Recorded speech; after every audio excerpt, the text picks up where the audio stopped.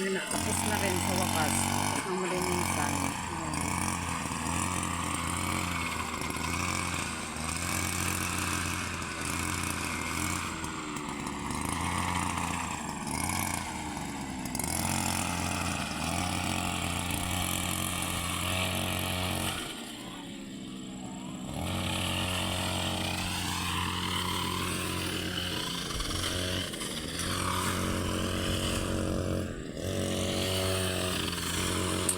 Pagkain ng ibon.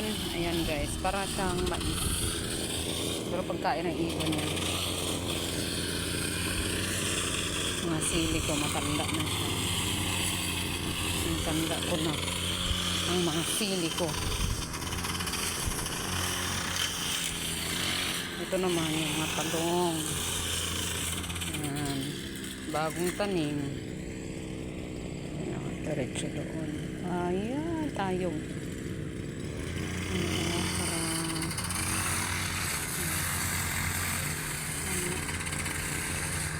Yan yung mga naipon kong kalakal. Yan. Ito ba?